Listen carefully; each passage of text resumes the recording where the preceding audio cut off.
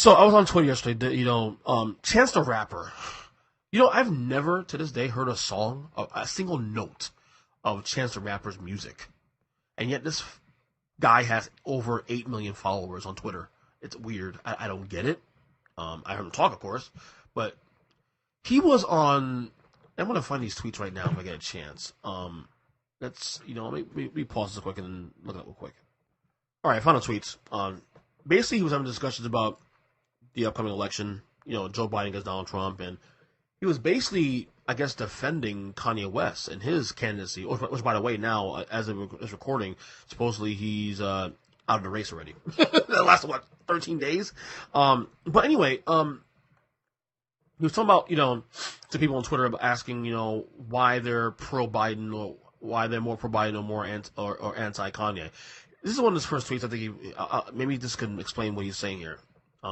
Here's a tweet from yesterday. He goes, "Are you more pro Biden or anti-Ye, me Kanye, and why? I get that you'll want to reply that you're just trying to, quote, get Trump out, but in this hypothetical scenario where you're placing Trump, can someone explain why Joe Biden would be better?" And of course, people came back at him, and he replied. People were, I guess, giving him shit about it, and he replied saying, I have. Quote, he said, "I finally got the answer now. I understand. Y'all trust Biden more than y'all trust Ye. I think I understand why. I just don't feel the same way." And he brings up things about, education and, and funding and eradicating homelessness, all that. And he also brought up this thing about, he said this. He goes, "How do you feel as an individual? How do you as an individual feel about prison abolishing and universal basic housing? And if you're in favor of those things, how important are these in terms of immediacy?" Okay, so here's the thing. Here's the thing. But this is the problem I have with Chance right there. All these things he's saying, honestly, these are actually good things to talk about. Absolutely, he's not wrong for bringing this thing up and why Joe Biden's a better choice. You should always, figure out why you would vote for one guy and not the other. The problem with Chance the Rapper here is that he is 6 months too late bringing this up now. Okay, and as far as I know, I don't remember him talking about this at all on social media when we had over 10 Democratic options before we came down to Bernie Sanders and Joe Biden. I remember him saying this. So to me, for him to say this now in July is really intellectually dishonest. It really is. Like, you had a guy in Andrew Yang who was for UBI, Universal Basic Income. Bernie Sanders for universal health care. Elizabeth Warren, the same thing. A lot of guys, a lot of diversity on the Democratic side.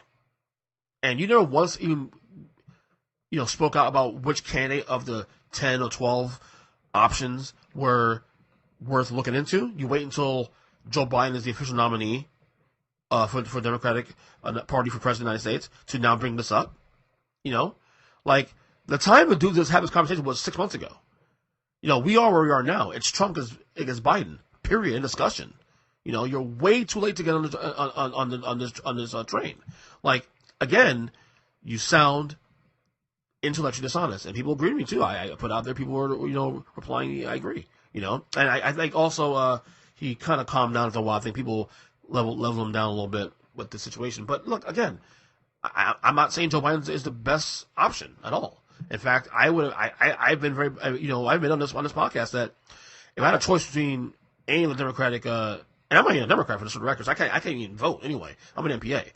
If I had a choice between any, of the nominees that I saw, back 6 months ago, late last year, Andrew Yang was the guy I really wanted to win because he was one of the only guys talking about issues.